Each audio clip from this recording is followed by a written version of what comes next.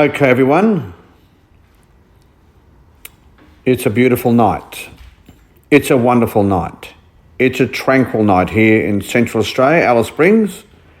Yes, it's very, very peaceful. In fact, it's rather beautiful outside.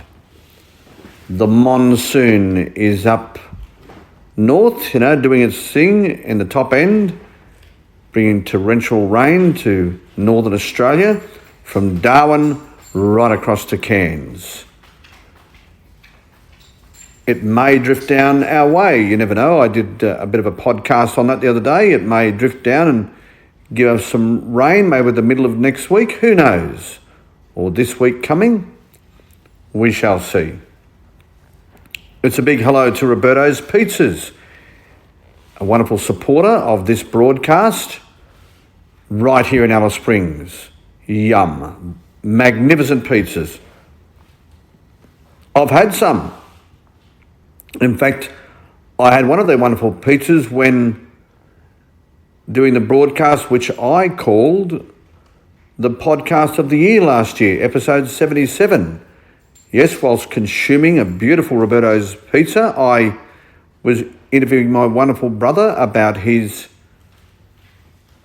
near-death experience, his survival after being ran over by a train. What a man. Yes, it was tragic, but he is a living, breathing example of the fact that miracles do happen. They do. So way back when I was a lot younger than today, I was dating a lady who was a grand mal epileptic. Now, grand mal epileptics means that their seizures cause them to go unconscious.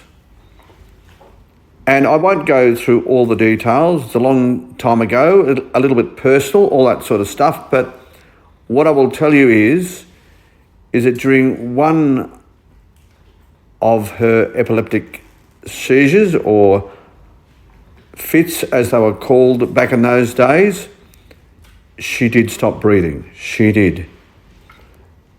And through a combination of CPR and mouth-to-mouth techniques, she survived. Yes, we were able to revive her.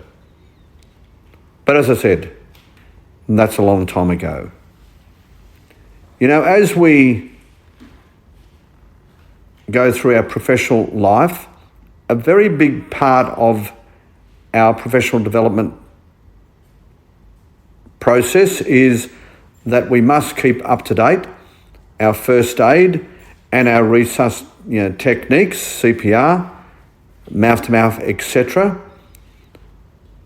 And I'm here to tell you how important those processes can be, and do not take them for granted. I am a living example of the fact that there are occasions when these techniques, trained by professionals all over Australia through St John's Ambulance and the like, these techniques can be lifesavers. They can. And you can be a lifesaver.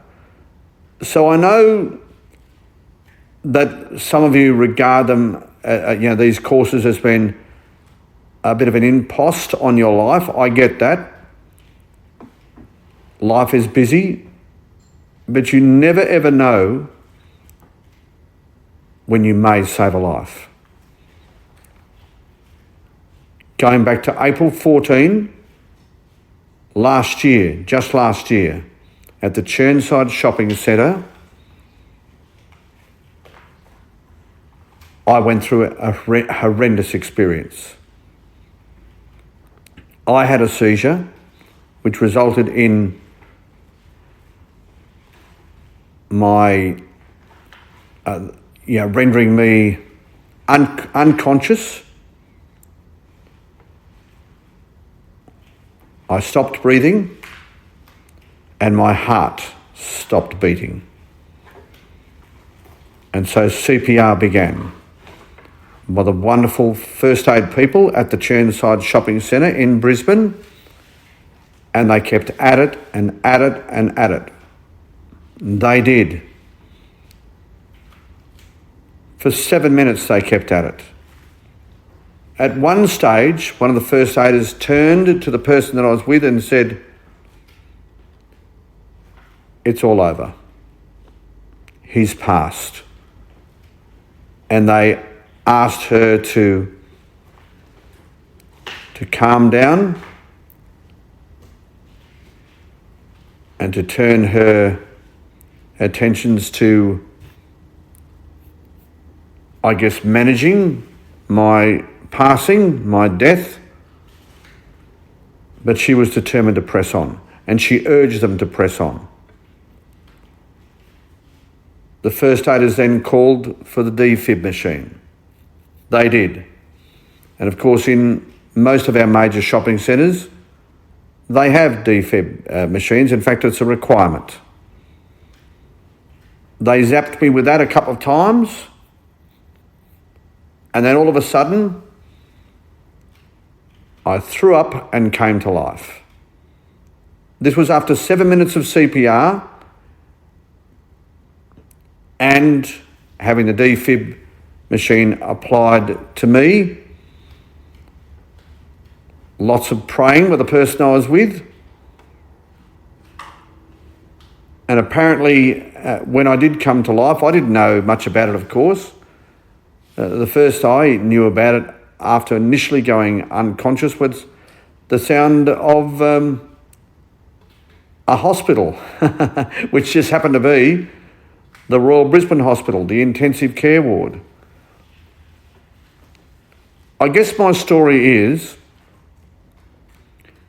don't take your first aid training for granted, particularly the resus element of it, because although my understanding is around about a 3% success rate with CPR, as I said, I am a living, breathing example of the fact that you, that's right, you, with your skills that you learn through the maintenance of your skills, could save someone just like me. You could. And I might. And we all might. I mean, I have been probably just like you, a little blasé about the whole first aid process. You know, just played the game because working in my job was important, so it was a part of the process. But no longer will I ever take it for granted. In fact, I can hardly wait to have my next review. I can hardly wait. I'm excited because maybe I will be able to give back to someone what has been given to me. That's right, total strangers